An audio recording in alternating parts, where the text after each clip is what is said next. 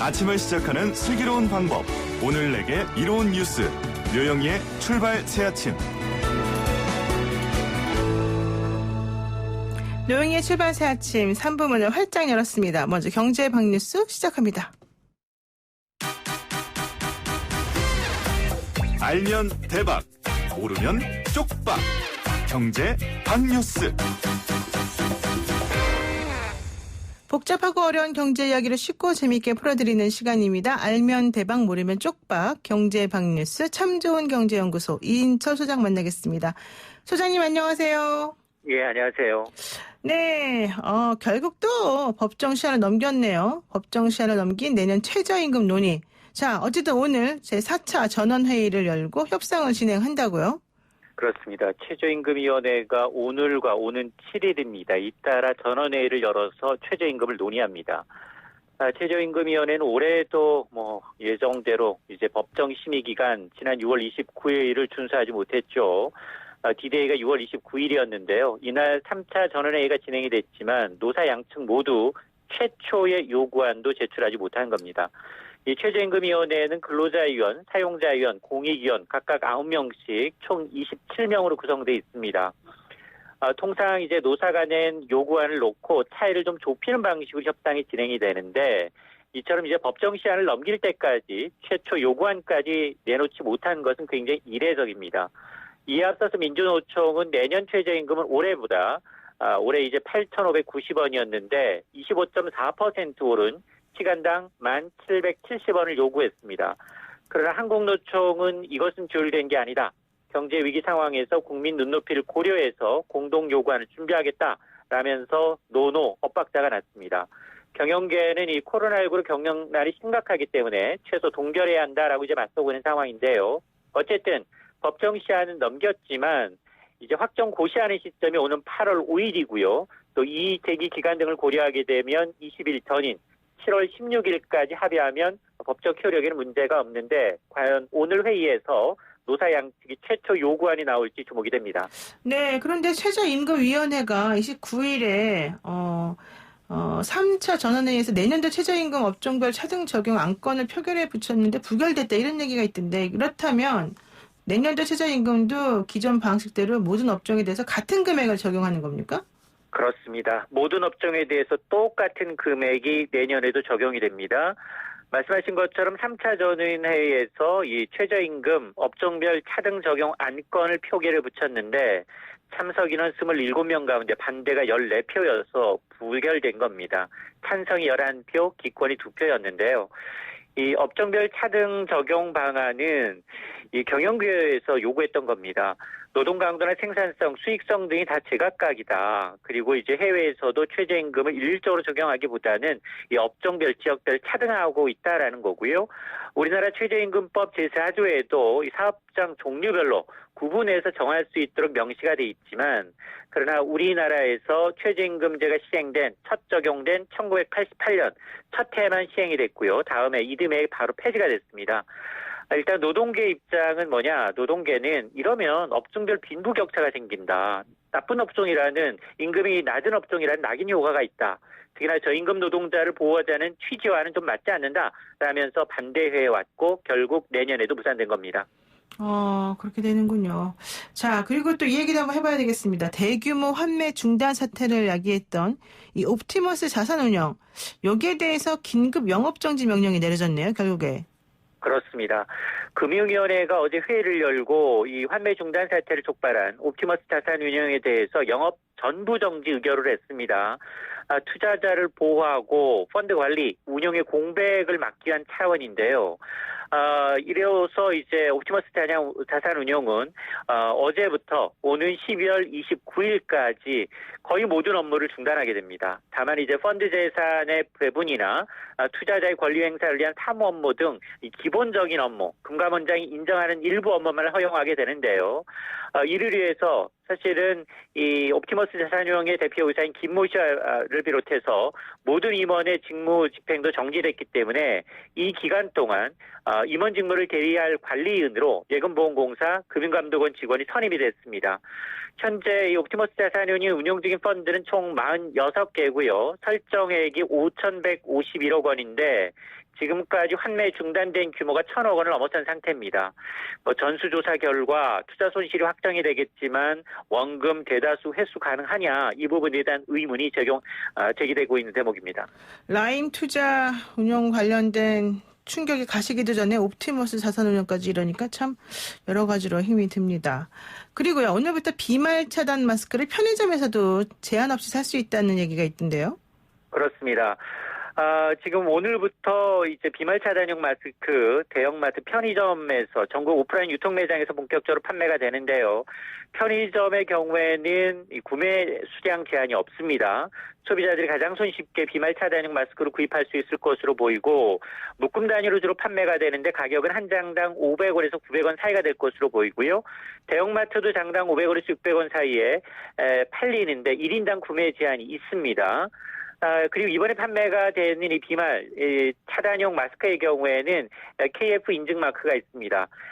3중 구조의 이 MB 필터가 있기 때문에 의약 외품인지 반드시 확인해야 되는데 물론 이렇게 이제 판매차가 확대됐기 때문에 한결 구매하기는 쉬워졌지만 그러나 초기에 소비자들의 수요를 감당하기는 좀 역부족이기 때문에 품절 사태가 빚어질 가능성도 있습니다. 아, 그렇군요. 뭐 어쨌든 그래도 우리가 비말 차단 마스크를 편의점에서 살 수 있다니 그나마 다행인 것 같습니다. 네, 오늘 말씀 여기까지 듣겠습니다. 고맙습니다. 네, 고맙습니다. 네, 지금까지 참 좋은 경제연구소 이인철 소장이었습니다.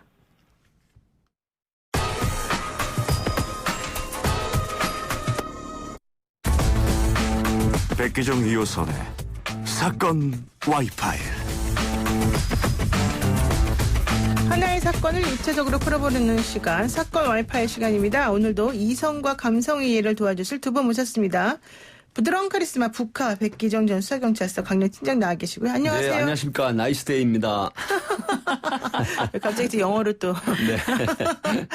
요즘 영어학원 다니시나 봐요? 아니요, 영어를 좀 조금 해요. 원래 잘하셔요? 네, 외사수사도 했고요. 뭐 영어로 말하기 때 학교 다닐 때, 뭐 좀 출전도 하고 해봤죠. 그럼 한번 해보세요. 부드러운 카리스마 북카입니다. 해보세요.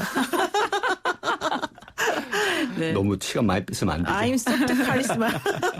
기종배 이래야 되는 거 아니에요? 네. 자, 그리고 예리한 카리스마 예카 이호선 교수님 모셨습니다. 안녕하세요. 안녕하세요. 반갑습니다. 좋은 네. 아침입니다. 좋은 아침.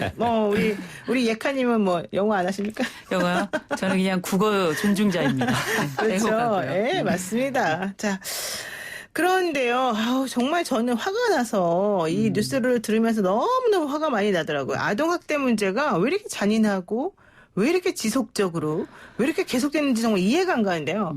천안의 그 계모가 가방 속에 아이를 가둬서 숨지게 하는 사건, 특히 아이가 숨을 못 쉰다 그러는데도 그 위에 올라가서 엄마가 뛰고 그 어머니가 좀 체중이 나가시던데 그리고 거기다가 헤어 드라이어로 뜨거운 바람을 집어넣고 완전히 무슨 아기를 고문하다시피 해서 그렇게 비명에 가게 했고, 그런데 이번에는 또 9살, 8살 두 아들을 산에 나체로, 신발도 안 신겼나 봐요. 맨발로 피가 막 철철 흘렀다는데 나체로 버린 어머니가 붙잡혀서 조사를 받고 있습니다.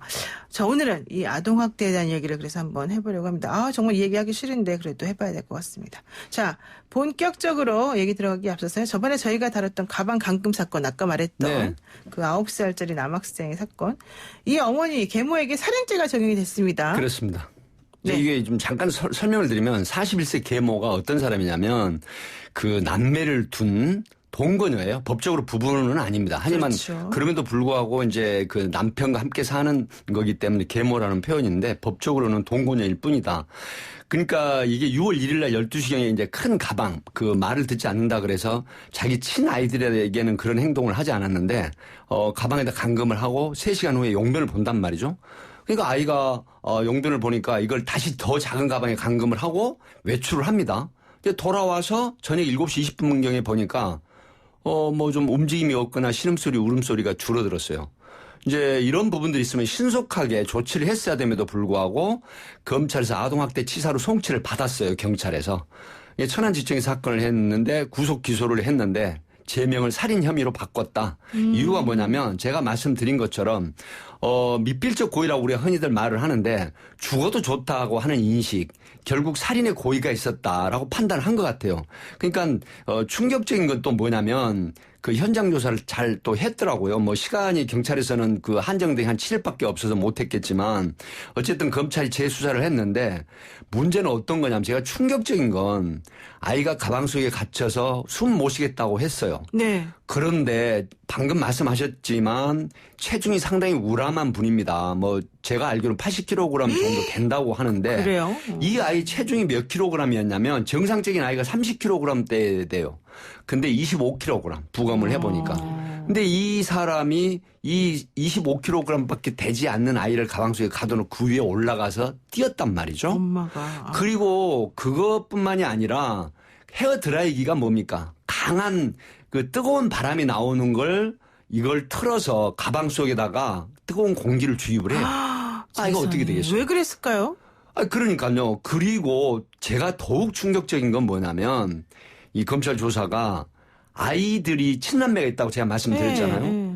아이가 이제 바둥거리면서 밖으로 나오려고 지퍼를 내리고 손을 내밀면 이걸 도로 집어넣고 그다음에 아이들에게 이걸 감시를 시킨 거예요. 자기 친남매 아이들. 얼마 그건 자기 그럼 아이들에게 이 아이들이 무슨 생각을 하고 이 아이들이 과연 성장을 해서 어떤 아이들이 될까요? 그러니까요. 이런 악행을 했단 말이죠. 사실 악마 같은 행동이잖아요. 네. 이런 부분들을 종합적으로 판단해서 아이가 죽어도 좋다고 하는 인식 이것 때문에 살인죄로 구속 기소를 한 그런 내용입니다. 아니 그리고 죽을 수도 있겠다는 생각을 했겠죠. 그러니까요. 그러면서도 그걸 감행했다는 게 끔찍한 네. 건데 이 아빠는 도대체 뭐 했답니까? 아빠는 이제 그 주로 일용직 근로자 역할을 하면서 이제 지방 출장이라든가 일이 많았다고 해요. 그래서 그 당시에는 아빠가 없었는데 사실은 이 아이가 내 친남매가 같이 생활하기 때문에 같은 자식이라고 생각을 해야 되잖아요. 그럼에도 불구하고 이 아이가 없으면 좀 더 행복한 그런 우리 집이 되지 않을까 걸림돌로 생각하는 이런 인식의 오류가 크게 작용을 하지 않았을까 그런 분석이 있습니다. 그 애기는 얼마나 외로웠겠어요. 이거 뭐 말할 수 없는 사건인데. 혼자 버려진 거 아니겠습니까? 이게 버려진 집안에서? 정도가 아니죠. 사람이 버려진다고 그 정도의 그 학대를 당한다고 보기는 어려워요. 근데 지금 상황 같은 경우 제가 너무 놀랐던 것 중에 하나가 지금 이 엄마가 이 검찰에서 이걸 어떻게 밝혀냈는지 저도 되게 궁금하더라고요. 근데 얘기를 했겠죠, 본인이. 네, 뭐 애들도 했고 뭐 네. 여러 명 했겠죠. 근데 그 이제 몇 가지 지금 가학적 행동을 했던 그 상황 중에 하나가 말씀하셨던 가방 위에 올라가서 뛰는 것.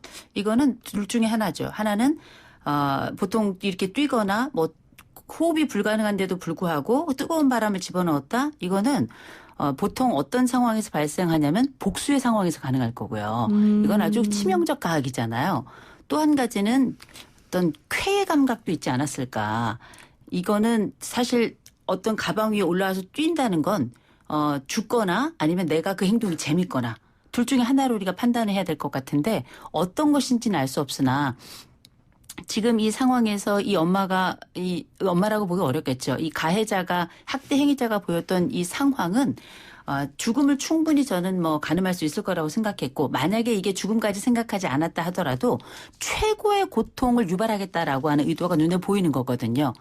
가방 안에 들어간다는 것 자체도 공포고 아이는 숨을 못 쉬겠다고 얘기를 했고 그 상황에서 뜨거운 바람을 주입했다는 얘기는 그 안쪽에서 어떤 고통이 어떻게 발생할 것이라는 것 단순히 호흡만의 문제가 아니라 온도가 올라가게 되잖아요. 그럼요. 그럴 때 이 아이가 느꼈을 그 공포와 고통은 거의 극에 달했을 거고 이건 예측이 가능한 상황에서 했던 의도적 행동이라고밖에 볼 수 없는 거거든요. 거기다 그 모든 상황을 그 동생들 더 어린 나이의 동생들이 지켜보게 했고 감시하게끔 했다. 이거는 우리가 흔히 쓰는 말로 악마라는 표현을 쓰는데 이런 가학적 행동이 더군다나 큰 덩치를 가진 그리고 보호자 의무를 가진 그리고 또 다른 자녀를 가진 이 사람의 입장에서 이게 가능했을까 싶어요. 전 너무 놀랍다고 봐요. 하나 더 말씀드릴 건 뭐냐면 이제 검찰이 추가적으로 또 판단해낸 걸 특수상해 혐의를 추가로 적용을 했거든요. 이게 뭐냐면은 혹시 요가링이라는 기구를 아세요? 우리 노영희 변호사님이나 우리 이호선 박사님 요가링. 요가 요새 쓰는 이게 거. 뭐냐면 종이 소위 말하면 종아리 지압대예요. 이걸로 아이의 얼굴, 눈, 이마, 볼 이런 쪽을 계속해서 때리는 거예요. 왜요? 그러니까 아이가 그러니까 버릇을 고치겠다 말 안 듣는다는 이유인데 특별한 이유가 없는 거죠. 이 아이가 우리 가정에 없었으면 하는 그런 뜻이었겠죠. 그러니까 이 아이에게 이런 종아리 소위 지압기입니다. 이걸로 얼굴 살을 9살밖에 안 된 아이. 그것도 눈 있는 데를 막 때려요. 눈을. 그래서 이게 아이가 얼굴에 그 많은 상처를 입기도 했다는 이런 부분들인데 과연 이게 악마의 행동이라고 특히 남매를 가지고 있는 엄마라는 입장이 있잖아요. 그럼에도 불구하고 이런 악행을 저질렀다고 하는 부분은 지극히 정상인 사람인가 하는 의구심까지 들어요. 저는 그 사람의 사회적 활동 지켜봐야 되겠지만 저는 바깥 활동은 잘했을 거라고 저는 생각을 해요. 정상적으로 부모가 부모 역할을 하면서 어쨌든 나중에는 본인이 또 119에 연락도 하잖아요. 충분히 이성적 판단을 할 수 있는 사람인 거거든요. 근데 보통 우리가 이런 아동학대가 발생을 하게 되면 이 가해자의 공격성이라든지 아니면 양육의 미숙함이라든지 알코올 문제라든지 복잡한 문제들이 있습니다만 저는 항상 이 시점에 좀 궁금한 게 있어요. 그게 뭐냐면 우리가 고통에 대해서 이야기하고 가학에 대해서 얘기하지만 결국은 이게 법적 판단을 받게 될 텐데 그러면 이 부분에 대해서 나중에 가해는 했지만 결국 119에 전화는 했잖아요. 그러면 과연 법적으로 이게 고의성이 인정이 되는가 또 기준은 뭔지 요거 되게 궁금했던 부분이거든요. 오늘 여기 노영희 변호사님 나와 계시잖아요. 저한테 질문하시는 네, 그러면. 아니 근데 궁금해요. 이거는 자신의 행위로 인해서 그 상대방이 죽을 수 있다. 또 죽어도 좋다. 죽을 것이다. 이런 생각을 하면은 나중에 마음이 변해서 119 신고를 했고 안 했건 간에 상관없이 이미 그 이전에 살인의 고의가 있었던 거죠. 그러니까 당연히 살인죄로 저는 처벌하는 게 맞다라고 보는데 이 엄마가 아까 정상적 사회생활 말씀하셨지만은 사람들한테 인터넷 커뮤니티 같은 데에서는 그렇죠. 우리 아이 옷도 나눠 입어요 이러면서 되게 또 엄청 착한 엄마처럼 그렇죠. 아주 평범한 엄마처럼 행동을 했다는 거예요. 그래서 저는 도대체가 이 엄마한테 이 아이가 이렇게까지 안 좋은 대상이었다면 왜 애를 분리시켜서 좀 차라리 다른 방식으로 하지 않았을까? 그리고 왜 아빠가 이렇게 아이를 신경 안 쓰고 좀 방치했을까? 그 나머지 이 계모라고 부릅니다. 편의상. 계모의 친자식들은 그런 엄마의 행동 보면서 무엇을 배울까? 오히려 자기 자식들에게 더 못할 짓을 지금 이 엄마가 시키는데 그걸 왜 제대로 모를까? 이 엄마도 혹시 예전에 안 좋은 그런 아동기 성장 당시에 이런 경험이 있었을까? 이런 여러 가지 생각을 많이 하게 되더라고요. 네, 사실 이제 우리가 범죄 아이들이 들어오게 되면 작성하는 게 있어요. 소년범 환경조사서나. 그렇죠. 여러 가지 그런 그 인식을 할 수 있는 그런 조사를 하는데요. 사실은 그 아이들이 이제 그 범죄에 노출되는 경우는 전체가 다 그렇다는 건 아니지만은 소위 그 결별 가족들의 아이라는 부분이 조금 등장을 해요. 왜 그러냐면 이런 부분들이 결국 부모의 그 관심사나 부모의 사랑이 결여돼 있다는 그런 부분들이 이제 작용을 해서 본인이 어렸을 때 어떤 성범죄에 노출이 되면 나중에 성이 돼서 성범죄의 가해자가 되는 경우가 흔하거든요. 그렇죠. 이런 부분들이 있기 때문에 이러한 부분들은 결국은 자신들에 대한 어떤 그 부정적인 요소라기보다는 사회적이나 가정적이나 또 교육적인 측면에 이런 그 대입이 상당히 필요한 부분들이 있다라고 하는 측면이 있습니다. 근데 무작정 그렇게 볼 건 아니고요. 네. 우리가 이런 피학대 경험이 있다 그래서 모두가 다 세대학습의 피해자가 되는 건 아니에요. 그렇죠. 전체가 다 그렇다는 건 아니죠. 우리가 충분히 선택할 수 있기 때문에 또 다른 측면도 있다는 거를 꼭 기억하셨으면 좋겠습니다. 네, 알겠습니다. 이성과 감성이 원래 감성 부분이신데 이제 이성적으로 막. 아니 근데 왜냐하면 이 사건은 네. 너무 잔혹해요. 너무 잔혹해요. 너무 잔혹합니다. 저는 그래서 솔직히 이건 해서 안 되는 말이고 또 상식이 있는 성인이라면 하면 안 되는 말이기도 하지만 저는 좀 자기도 당한 대로 그러니까 그 사람에게 고통을 준 당시 그대로 좀 한번 당해봤으면 좋겠어요. 그래야지 남의 고통을 알죠. 공감력이 떨어지는 게 아닌가 생각이 드는데요. 8672 쓰시는 우리 애청자분께서 뭐라고 하셨냐면 새끼와 헤어진 어미 원숭이도 나중에 보니까 애간장이 녹아있다라고 하더라.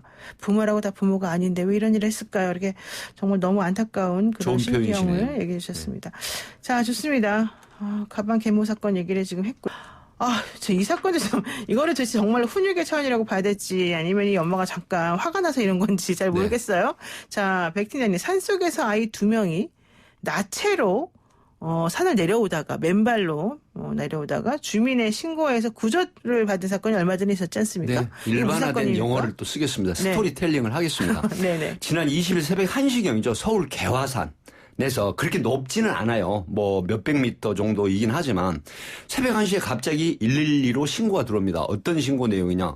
새벽 1시인데 아이들이 모두 발가벗은 상태에서 맨발로 남자 2명이? 네, 남자 아이들 2명이 초등학교 어린 아이들 2명이 산에서 새벽에 내려온다. 새벽 1시에. 이게 이제 얼마나 좀 끔찍한 일이에요. 그것도 모두 발가벗은 상태인데 또 발을 보니까 발바닥에 신발을 신지 않은 상태에서 피가 흐르고 있는 거예요. 주민이 급기야 요즘에 아동학대 사건이 떠올라서 신고를 하게 됩니다. 그래서 지구대 경찰관이 출동을 해서 확인을 합니다. 그랬더니 8세, 9세 초등학교 1, 2학년들이에요. 그런데 누가 이랬느냐라고 하니까 우리 엄마가 차에다가 싣고 와서 산 위에다 내려놓고 그냥 가버렸어요. 그래서 내려오는 중이라고 하는데 아이들이 굉장히 공포에 질려 있었다라고 해요. 그래서 이제 엄마를 찾아가지고 물어보니까 뭐라고 네. 얘기를 하냐면 네. 방안을 어지럽히고 말을 듣지 않아서 한번 혼을 내야 되겠다. 그래서 훈육 차원에서 밤중에 차에다 싣고 올라가서 모두 옷을 발가벗기고 신발도 안 신긴 상태로 내려두고 왔다. 이렇게 얘기를 하는 거예요. 그래서 이게 지금 강서경찰서에서 이제 입건을 하고 조사를 하고 있는데 이게 이제 알려지면서 상당히 또 충격을 주는 그런 내용이죠. 그러니까 이 엄마 얘기는 그거더라고요. 아이들을 이제 자기가 일하고 있기 때문에 아이들을 그 친정 엄마한테 맡겨놨는데 그날따라 아이들이 너무너무 말을 안 들었다는 거예요. 정말로 이 남자애들 둘이서 그냥 엄마를 아주 너무 힘들게 해서 도대체 혼 좀 한번 내줘야 되겠다라고 해서 애들을 차에 태우고 그 길로 올라가서 새벽에 내려오게 했다는 건데 이제 엄마 말은 그래도 어쨌든 거기는 밝은 데고 내려올 수 있고 애들이 잘 아니까 괜찮을 거다라고 생각을 했다는 거죠. 그렇지만 아이가 8세, 9세 초등학교 1학년이야. 아니 근데 왜 옷에 벗깁니까? 저는 정말 왜 신발에도 좀 주지. 정말. 근데 옛날에는 이렇게 홀딱 뺏겨가지고 밖에 내놓는 일이 많았어요. 오줌 싸면 머리에 키 씌워가지고. 옛날 일. 근데 우리가 이제 훈육이냐 학대냐 이 부분에 대한 기준이 굉장히 모호하다고 생각하시는데 적어도 기본적으로 훈육에는 4가지 전제가 있거든요. 네. 첫 번째가 뭐냐면 안전이에요. 안전. 제일 첫 번째가 훈육 안전입니다. 대상의 안전. 네. 아이를 위협하는 상황이 된다면 이거는 다 훈육을 넘어서는 행동이고요. 두 번째가 기본적인 예절에 입각한 겁니다. 매너를 가르치고 이 가운데 공동체 속에서 건강한 생활을 하도록 하기 위한 목적이 분명해야 되는 거고요. 그다음에 세 번째가 이 아이가 충분히 적응하느냐의 문제예요. 네. 그래서 이 적응이 아이의 연령이나 발달에 충분히 맞고 거기에 맞춰서 아이의 성장과 변화가 함께 동반이 된다는 전제 하에 우리가 그 행동을 하고 말을 하고 한다면 이건 우리가 훈육이라고 하지만 이 4가지 범주에서 벗어나거나 그 이상의 행동을 해서 아이에게 어떤 위해가 된다면 이건 반드시 학대가 된다라는 걸 꼭 기억하셨으면 좋겠어요. 제가요, 제 가정 얘기를 잠깐 할게요. 예. 그러니까 제가 요즘은 초등학교라고 하는데 예전에는 국민학교라고 했잖아요. 예. 그러니까 제가 그때 초등학교 4학년으로 기억을 해요. 근데 그때는 산수라고 이제 했잖아요. 수학이 아니고. 국민학교 때. 근데 아버지가 그 공부를 가르치시면서 제가 이제 산수 문제를 못 우리 풀었어요. 팀장님한테. 네. 산수를 못하세요? 영어 잘하시는데? 아니, 국민학교 때니까요. 그런데 갑자기 아버지가 화를 내시면서 제 뺨을 때린 거예요. 아이고. 어머나. 그러니까 사실 그때는 이 체벌이 상당히 일반화돼 있을 때거든요. 그러긴 하죠. 근데 예. 저는 그때 아버지한테 산수를 못 푼다고 해서 아버지한테 뺨을 맞았던 게 지금도 생각이 나요. 그 아버지에 대해서. 아버지를 제가 굉장히 존경을 하고 좋아하는 분인데 그게 아픔으로 남아있거든요. 그렇죠. 근데 또 하나 제가 이번에 트라우마군요, 깜짝 놀란 게 트라우마. 트라우마가 생긴 거죠. 또 하나 깜짝 놀란 건 뭐냐면 제 지금 그 미국에서 대학을 나와가지고 지금 직장에 다니는 아이가 아들이에요. 둘째가 지난 주말에 만났는데 같이 식사를 했고 그랬더니 어떤 이야기 중에 아버지 그때 제가 학교 다닐 때 저를 엎드려 뻗쳐 해가지고 엉덩이 때렸죠. 제가 깜짝 놀랐어요. 저는 기억이 없거든요. 기억이 안 나죠. 근데 방금 우리 이호선 박사님 말씀하신 생각이 나요. 왜 그러냐면 적정한 체벌이나 적정한 훈육이어야 되는데 그게 도가 넘어갔을 때는 오랜 기억이 남고 마음에 상처가 남더라. 하나 더 말씀드리면 사실은 고등학교 때 선생님이 겨울 방학 전에 이제 청소를 시키는 거예요. 네. 근데 청소를 아이들이 겨울 방학 앞두니까 대부분 안 하고 도망가요.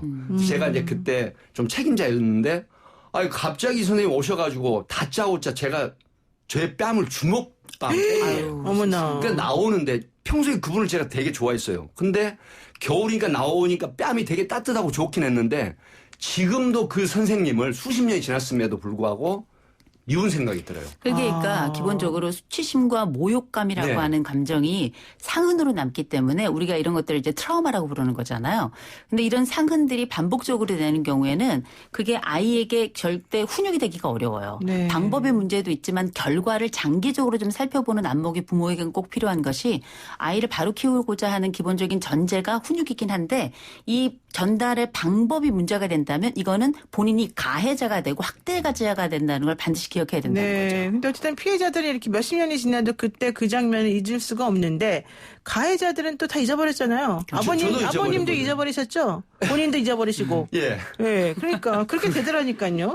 아니 근데 참 뭐 우리 때는 근데 사실 저도 초등학교 동창들하고 동창회를 한번 해보면요, 초등학교 때는 아니구나 고등학교 때 동창회 해보면 우리 반 남학생들이 그렇게 선생님한테 욕을 하는 거야. 지금까지 얼굴 안 본다고. 그래서 왜 그러냐 물어보면 자기네들을 때렸다는 게 걔네들의 주장이었어요. 근데 우리는 한 번도 맞은 적이 없었거든요. 그래서 왜 우리 되게 좋은 선생님인데 왜 그러니? 그러면 야 너네들한테만 좋았지. 그래서 자기네 너무 당한 걸 얘기를 하더라고요. 그래서 노영희 변호사님이 공부를 잘했고 재원이었으니까 선생님 아니요, 그렇지 않고 걔네들이 더 잘 갔는데 저는 좀 약간 내놓은 자식이 아니었나 생각이 듭니다. 어쨌든 중요한 건 그렇게 이제 한번 맞아서 혹은 이유 없이 자기가 좀 뭔가 체벌 당했다고 생각하면 그게 잊혀지지가 않는 것 같아요. 근데 제가 궁금한 건 또 이겁니다. 이 엄마가 이제 아이 2명을 산에다 이렇게 놔두고 온 이 엄마가 사실 처음 그런 행동을 했을까요? 처음이라면 그런 행동을 하지 않았을 것 같은데 저도 아이를 키우지만 우리 애들 진짜 말 안 들으면 그냥 내버려두면 저는 그냥 말하기도 귀찮아서. 근데 만약에 아이들이 너무 말을 안 들어서 혼내주겠다라는 생각을 했는데 그게 첫 번째였다. 근데 애를 데리고 산에 올라가서 옷 밖에서 놔두고 오겠다 이 생각은 안 할 것 같아요. 저는 이제 그 실무적인 측면에서 보면 이런 그 행위들이 뭐 약간 정서적인 학대 행위가 좀 전에 있지 않았을까 하는 생각을 해요. 이제 이분이 이제 그 직업을 갖고 계신다는 측면이 있는데 네네. 아이들을 계속 돌보지 않은 상태에서 어쩌다 보면 아이들이 말을 듣지 않고 엄마하고 떨어져 있는 경우에는 그게 흔한 일이 생기더라고요. 그렇죠. 그렇기 때문에 그러면 본인이 받는 스트레스가 결국 아이들에게 돌아간다는 측면이 있어요. 근데 이 아이들에게 자, 첫 번째 체벌이나 훈육이 아니라고 보는 건 자, 밤중에 차에 태워서 옷을 모두 발가벗기고 신발도 안 신기고 그리고 어린 그 초등학교 1, 2학년짜리 애들을 새벽 시간에 밤에 산중에 버려두고 왔다고 하는 표현이 저는 그러니까요. 버려두고 왔다고 얘기를 하거든요. 그렇다고 하면 그 앞에 상당한 어떤 이 훈육을 벗어나는 그런 어떤 행위들이 있지 않았을까. 이런 그렇죠. 부분도 지금 경찰이 조사를 하고 있어요. 네, 뭐 그건 확인은 분리시켰거든요. 해봐야 될 것 같긴 한데 네, 보통 네. 부모들이 홧김에 이제 어떤 체벌이나 이런 걸 하게 되면 우리가 알고 있던 각종 상식들이 동원되고 그게 본인의 과거 경험에 비추어 봤을 때 이 정도는 괜찮지 않겠나 싶은 생각에 처음에 하는 시도가 과한 경우도 있긴 있어요. 그러니까 제가 볼 때는 전 이번 사건을 보면서 헨델과 그레텔 생각이 나더라고요. 그러니까 부모가 뭐 계모가 이렇게 산에 갖다 버리고 그건 아이들이 애들 버리려고 한 찾아오면서 거잖아요. 유기의 상황이긴 한데 아이들 입장에서는 그건 버려진 것과 다름이 없었을 거라는 거죠. 더군다나 발가벗겨서 제가 약간 조금 마음에 좀 그랬던 게 이게 동네 야산이었잖아요. 아무리 찾아올 수 있다 하더라도 늦은 밤이었다 하더라도 얘네 친구들이 있었을 거라고요. 친구들 부모들이 있었을 거고 볼 수 있잖아요. 충분히. 근데 얘네들이 느꼈을 수치심이라는 건 굉장했을 거예요. 이게 처음이었던 반복적이었던 일단 이 방법의 과정과 그다음에 결과는 다 안 좋았다는 게 저는 결론이라고 봅니다. 자, 어쨌든 참 이해할 수 없는 행동입니다만은 수사가 진행되면서 점점 진실이 밝혀질 거라고 보는데 백기정 팀장님, 보통 아동학대 그러면은 우리 뭐 신데렐라 얘기도 나오고 콩쥐파츠 얘기도 나오지만 사실 계모, 계부 이런 사람들의 전유물처럼 생각이 들지만 사실은 아니에요. 그렇죠. 친부 가정에서 더 많이 일어나기도 한단 말이죠. 네. 이거는 어떻게 됩니까? 지금 그 사례가 하나 있습니다. 짧게 네. 말씀을 드리고 통계 좀 말씀을 드릴 것 같은데 시간이 별로 없는데요. 우리 2015년 12월 달에 인천의 그 슈퍼마켓 사건 혹시 기억을 하시나요? 기억나죠. 11세 소녀가 그 세탁실에 이제 친엄마한테 갇혀 있다가 학대를 굉장히 많이 받았죠. 결국 가스 배관을 타고 내려와서 얼마나 배가 고픈지 슈퍼마켓에 들어가서 빵을 먹다가 주인에게 들켰죠. 이게 이제 세상에 노출이 됐는데 이 아이 신체 조건을 볼까요? 학대로 인해서 키가 지금 11세 소녀가 121cm. 그리고 실제 몸무게는 4세 아이에 준한 16kg. 원래는 35kg 정도 나가야 돼요. 이런 형태로 발견이 됐는데 친모가 그때 36세였어요. 이 아이가 만약에 탈출 안 했으면 어떻게 될까요? 똑같은 그러니까요. 형태로 사망했을 가능성이 있거든요. 네. 이런 부분인데 자 보건복지부 공식 통계 우리 이호선 박사님 계시지만 2016년도에 18,700건이에요. 근데 계속 22% 30%대로 늘어나요. 17년도에 22,367, 18년도에 24,604, 19년도 작년이죠. 30,070건인데 와. 실제 신고 건수는 43,388건 공식 통계입니다. 그러면 약 13,000건 정도가 줄어들고 이 실제 신고 건수가 실제 그 사건 한 게 30,070건이란 말이에요. 그러면 13,000건은 어떻게 됐을까요? 실제 있었는데도 불구하고 신고를 철회하거나 아니면은 아마 이게 그 훼손돼 버렸을 가능성이 있죠. 그래서 20에서 30%가 증가하는데 이런 부분들이 뭐가 문제냐면 친부모에게 피해를 당한 아이들이 무려 80%가 넘어요. 그리고 모두 가정에서 일어난 게 90% 이상. 이런 부분들이 상당히 심각한 요소이고 20에서 30% 증가하는 부분들 이런 부분들을 국가기관이나 관련 기관에서는 확실하게 진단하고 들여다봐야 된다 하는 분석입니다. 네. 근데 이게 저는 많이 우려가 되는 게 우리가 지금 최근에 굉장히 안타까운 아동학대 사건들을 많이 보는데 이게 물론 가해자가 가지고 있는 성격적 특성이나 어떤 정신병리의 문제도 있을 수 있고 아이가 가지고 있는 여러 가지 특성들 때문에 학대가 발생한다 이런 이론도 있는데요. 가장 최근에 좀 관심 있게 봐야 될 게 환경적인 문제예요. 사회경제적인 환경이 나빠지면 나빠질수록 아동학대가 증가한다라고 하는 여러 통계들이 있는데 지금 우리가 코로나 시국 이후에 경제적인 위기에 대해서 얘기를 많이 하잖아요. 그렇게 되면 부모들 입장에서도 외부적 환경이 안 좋아지면서 압박이 커지는 겁니다. 그럼 이런 감정적 전이가 아이들에게 연결이 되면서 실제 고통의 당사자가 아이들로 맨 마지막 결과물로 나오는 경우들이 꽤 있거든요. 네. 그래서 우리가 이번에 보니까 수원시에서 굉장히 좀 의미 있게 이번 아동학대를 어떻게 예방할 것인지도 그렇지만 재발 방지에 대한 여러 프로그램들을 굉장히 강화해가지고 제가 그 뉴스를 좀 관심 있게 봤는데 결국은 이렇게 상황이 어려우면 어려울수록 전문성하고 공공성을 많이 확보해야 된다는 거 이 부분을 좀 집중했으면 좋겠습니다. 네, 좋습니다. 지금 또 오늘도 또 할 얘기 너무 많은데 결국 다 못했는데요. 자, 아동학대를 막을 수 있는 방법 10초씩만 좀 짧게 말씀 부탁드릴게요. 저는 그 재혼 가정에게 꼭 말씀드리고 싶은 게 있어요. 재혼 가정이요? 예. 지금 가정을 지키고자 전처나 전 남편의 아이가 내 아이라는 생각을 하셔야 되는데 그게 분풀이 대상 그리고 현 가정을 지켜야 된다는 걸림돌 제발 이런 인식 좀 하지 마시고 내 아이다 생각하시는 그런 양육을 하셨으면 합니다. 네, 좋습니다. 저는 전 국민들 특별히 부모들에게 예비 부모 포함해가지고 대부분 온라인이 요새 활성화되어 있으니까 부모 교육을 좀 의무화하는 것도 굉장히 좋은 예방책이 되지 않을까 싶습니다. 고맙습니다. 예, 두 분 말씀 여기까지 듣겠습니다. 고맙습니다. 감사합니다. 네, 지금까지 백계정 전 팀장 그리고 이호선 교수님이었습니다. 네, 노영의 출발 새 아침 3부 순서 여기서 마치고요. 잠시 후 4부에서 뵐게요. 뉴스 탐구생활 즐거운 스포츠 우리의 가슴을 뜨겁게 만드는 스포츠 뉴스 최동호 스포츠문화연구소장과 함께 짚어보겠습니다. 소장님 안녕하세요. 예, 안녕하세요. 네. 예. 우리 지난번에 강정호 선수 얘기했었잖아요. 예. 기자회견도 하면서 이제 미안하다, 죄송하다 이렇게 얘기를 했지만 결국 KBO 리그 복귀를 포기했습니다. 어제 그제였습니다. 그제 강정호 선수가 자신의 SNS에다가 KBO 리그 복귀 의사를 철회하겠다라고 글을 올렸고요. 자, 그러면서 어떤 길을 걷게 되든 이 주변을 돌아보면서 이 가족을 챙기며 더 나은 사람이 되도록 노력을 하겠다라는 글도 덧붙였거든요. 네. 두 가지 점을 좀 시사한다고 볼 수 있겠죠. 첫 번째, 결국에는 뭐 기자회견을 했음에도 불구하고 팬들의 마음을 돌리지 못했고 이 따가운 여론에 결국은 무릎을 꿇었다, 포기했다라고 볼 수 있고요. 자, 그러면서 강정호 선수 본인도 팬들이 무엇을 얘기하는지 좀 느꼈던 거는 같아요. 그래서 네. 강조했던 거 주변을 돌아보면서 더 나은 사람이 되도록 노력하겠다라는 글을 올렸습니다. 그러니까는 지난 6월 23일에 기자회견을 열어서 죄송하다 이렇게 얘기를 하면서 나는 KBO 리그에 복귀하고 싶다 말했습니다마는 결과론적으로는 그 이후에도 팬들이 계속해서 좀 악성 댓글을 많이 달고 좀 여러 가지로 안 좋게 얘기를 했던 것 같아요. 그러니까 3번의 음주운전을 했었잖아요. 그렇죠. 3번 있었죠. 음주운전 이후에도 또 사실은 상당히 처신이 문제가 됐었고 그런 것들이 팬들의 마음을 완전히 돌아서게 만든 계기였나 봐요. 그러니까 아주 객관적으로 봤을 때, 네. 이 강정호라는 야구 선수가 성공하길 딱 바라는 마음이죠. 팬들의 마음은 기본적으로. 인간적으로 성공하길 바라는 겁니까? 아니, 야구 선수로. 야구 선수로서? 잘하길 바라는 마음이죠. 그런데, 네. 6월 23일에 이제 기자회견을 했는데도 이 팬들의 마음이 돌아서지는 않았어요. 자, 야구 선수로 성공하기를 바라지만, 이건 아니다. 근데 왜, 무엇 때문에 그랬을까? 네.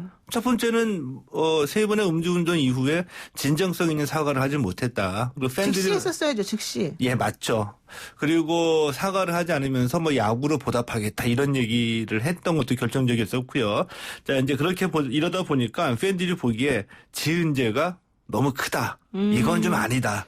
이런 판단을 내렸던 것 같아요. 그리고 너는 KBO 리그 복귀하려고 약간 쇼로다. 예. 이렇게 봤겠죠? 예. 그러니까 팬들이 이 강 선수의 진정성을 믿지 못하겠다. 이렇게 판단한 거네요.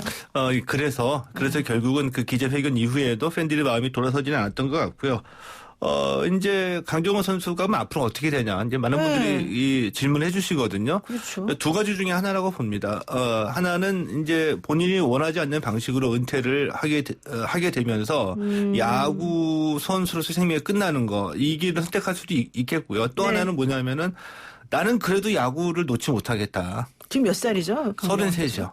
너무 젊잖아요. 좀 해야 되는 거 아닙니까? 본인은 이렇게 생각할 수도 있죠. 이러면은 야구 할 수는 있습니다. 그러니까 가장 간단하게 요약하면은 네. 국내에서는 야구 선수 생활 할 수 없어요. 그러니까 KBO가 1년 징계를 줬고요. 네. 또 국내에서 선수 생활 하려고 하면은 키움하고 계약을 해야 되잖아요. 그렇죠. 근데 이 조항은 국내에서만 유효한 겁니다.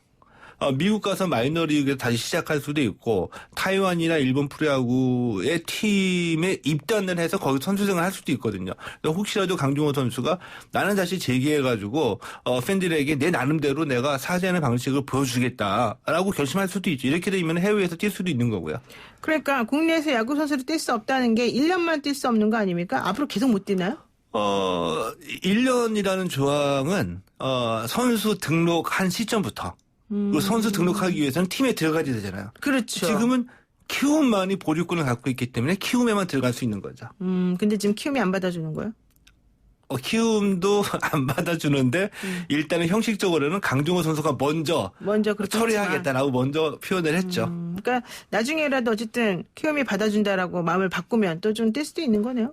그럴 수도 있죠. 왜냐하면은 키움도 여지를 남겨놨어요. 뭐냐하면 그렇죠. 이미 탈탈하는 게 키움에게 강정호 선수에 대한 권리, 즉 보류권은 키움이 갖고 있으면서 방출한 거거든요. 네. 자, 그랬는데 이 이미 탈탈을 계속 유지를 해요. 키움은 그거를 뭐 없애지 않고 그 보류권을 계속 여기까지. 갖고 있다는 얘기죠. 그렇죠. 그건 앞으로 어떻게 할지 모르니까 일단은 예. 두고 본다 이런 뜻이 될 예. 테니까요. 자, 강정호 선수 결과론적으로는 이렇게 됐습니다만은 아이고 선수들 중에 이런 분들이 좀 있습니까? 어떻습니까? 주변 사람들의 반응이나 이런 건 어때요? 결국에는 뭐 예상했던 대로 됐다, 예상대로 갔다라고 됐다? 보고요. 특히 이 삼성의 박한이라는 야구를 잘하는 선수가 있었거든요. 이 박한이 선수는 어제 저녁에 술을 많이 마셨어요. 예. 그런데 진짜로요? 예, 진짜로. 예. 어제 저녁에 술을 많이 마셨는데 네. 아침에 숙취가 남아 있었어요. 네. 근데 아이 유치원에 바래다 줘야 되는 상황이었기 그때, 때문에 네, 음주운전한 거. 아침에 차를 몰고 가다가 아이 유치원에 바래다 주려고 가다가 음주 단속에 걸렸죠. 적발됐거든요. 네네. 근데 그냥 곧바로 유니폼을 벗었습니다. 스스로. 예. 많이 이제 비교가 되는 사안이죠. 그렇군요. 근데 또 이런 댓글 주신 분도 계시네요. 이분은 강정호 선수 팬인가 봐요. 3941님께서 왜 강정호 선수는 안 되고 연예인은 됩니까? 불공평합니다. 그러니까 이제 음주운전을 했다가 복귀되는 연예인 사례하고 좀 비교를 해주신 것 같은데요. 이런 경우는 스포츠 선수들이라고 해서 뭐 특별히 더 불공평하고 그런 건 아니겠죠? 근데 뭐 연예인 중에서도 여러 가지 케이스가 있기 때문에 이 팬들의 용서를 구하고 복귀한 분도 계시고 또 그렇지 못한 분도 있는 걸로 알고 있거든요. 근데 네. 중요한 것은 뭐냐면은 자숙하는 기간 동안에 팬들의 마음을 어떻게 얻었는가, 어떻게 반성하는 모습을 보이고 복귀 전에 어떠한 절차를 밟았는가. 이게 이제 중요하다고 보는 거죠. 그렇군요. 네, 뭐 강 선수 얘기는 여기까지 하고요. 예. 또 우리가 좀 관심을 가지고 봐야 될 게 있습니다. 우리가 그동안에는 무관중으로 경기하지 않았습니까? 예. 이제는 경기장에 갈 수 있다면서요. 저 우리 벌써부터 노인호사께서 막 한번 좋아하는데. 가시죠, 야구장에 가게 되면. 표를 주시면 제가 같이 가자는 얘기를 알아듣고. 예. 예. 일단 같이 가는 걸로 하겠습니다. 네네. 예. 그 문화체육관광부가 28일에 이 프로스포츠 제한적 관중 입장을 허용하겠다. 이렇게 아유, 발표를 했어요. 얼마나 이 팬들이 좋아했을까요? 예, 그렇죠. 그래서 가장 중요한 거는 그러면 어느 정도로 입장을 허용할 그렇죠. 거냐. 근데 양팔 벌려야 되는데. 예. 그거를 지금 이제 논의 중에 있고요.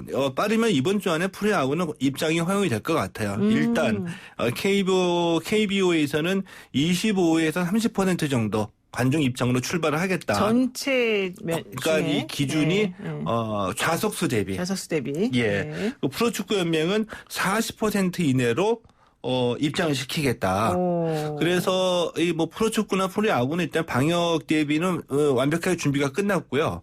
빠르면 프로야구는 뭐 내일 모레서부터 입장을 시킬 수 있다라는 네. 입장이고 네. 프로축구연맹은 7월 11일서부터 11라운드 경기가 시작이 되거든요. 네. 이때부터 입장시켜서 좋다. 이렇게 기본 계획입니다. 그러니까 저희가 재판을 하러 법정에 가면요. 예. 좌석에다가 붙여놨어요. 앉지 마세요. 착석 아. 금지. 그럼 거기는 앉지 않고 자동적으로 그런 게 없는데 앉게 되거든요. 예. 그럼 자동적으로 두 팔 벌려가 되는 거예요. 그렇죠. 예, 아마 프로야구나 프로축구도 그런 식으로 뭐 그런 30% 40% 식으로 가죠. 하면? 이제 그게 네. 이제 궁금한 점이잖아요. 그럼 네. 입장을 하면은 사회적 거리두기는 어떻게 실천할 그러니까요. 거냐. 네. 일단 가장 간단하게 유혹을 하면은 발열이 없는 분들만 입장할 수 있습니다.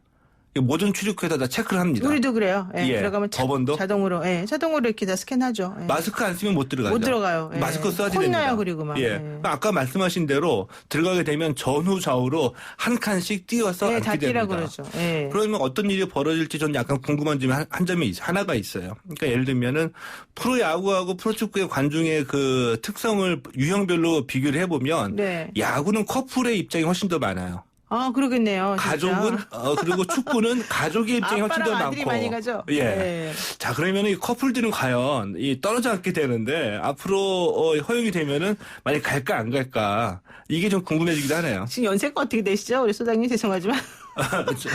상당히 청춘이십니다, 마음이. 당연하죠. 뭐 29인데요. 아, 그렇군요. 예. 예, 제가 누나인 걸로.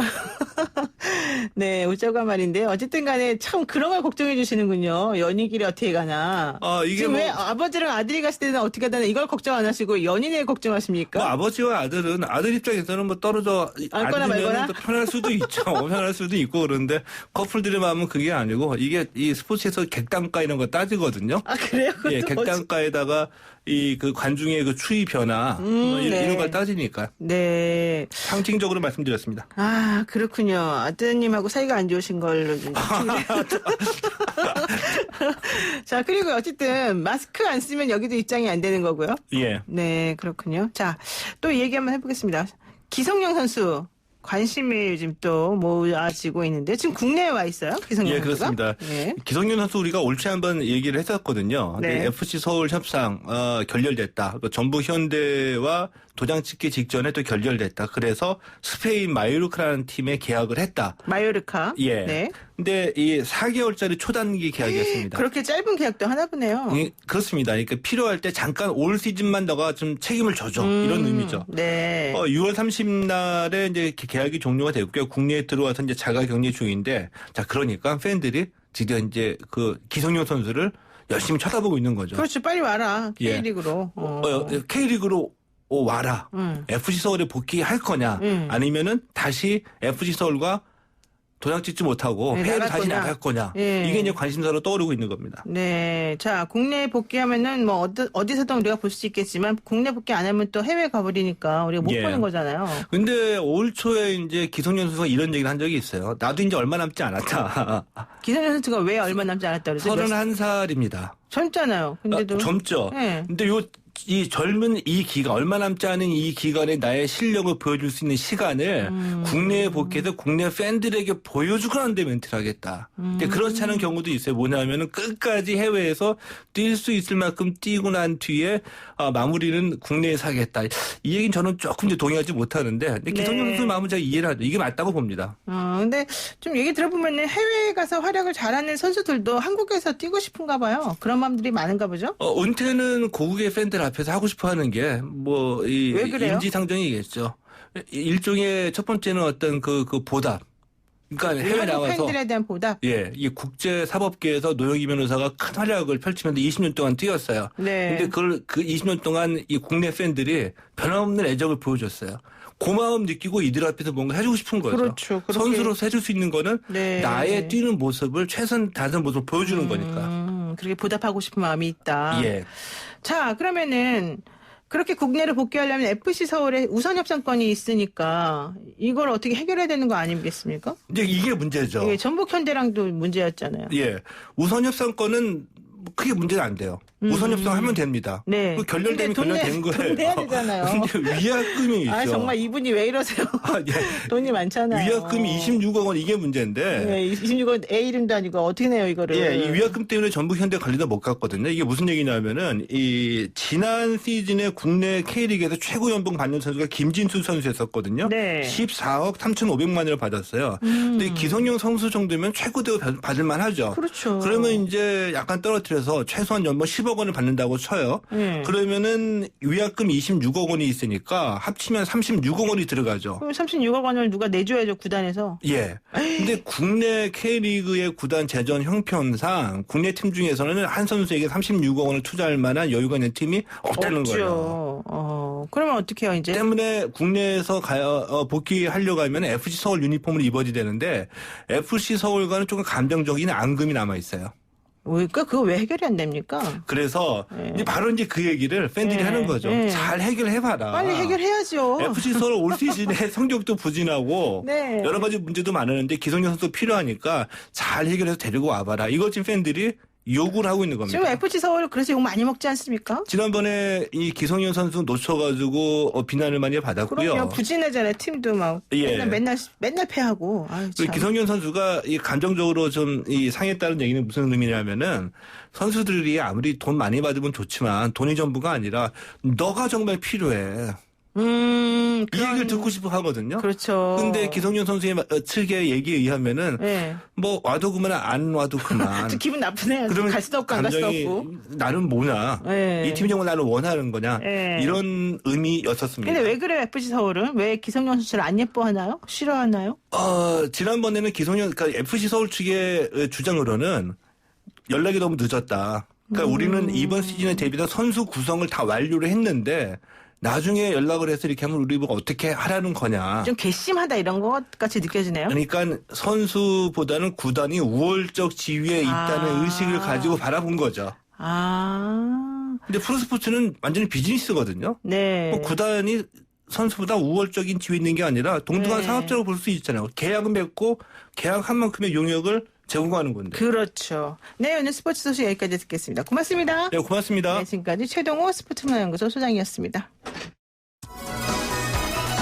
네, 6635님께서 이런 문자 보내주셨습니다. 행복한 7월을 선물로 보내드립니다. 행복은 늘 우리 가까이에 있습니다. 작은 행복도 소중히 여기면 더 큰 행복도 찾아올 거예요. 매일매일 행복의 겨우 나날도 되세요. 출발 새 아침 가족 여러분 늘 건강하시고 시원한 여름 보내시기 바랍니다. 와, 정말 이거 정말 너무 좋은 그런 멘트였습니다. 노영의 출발 새 아침 내일 아침 7시 정각에 변함없이 슬기로운 내용으로 찾아뵙겠습니다. 고맙습니다.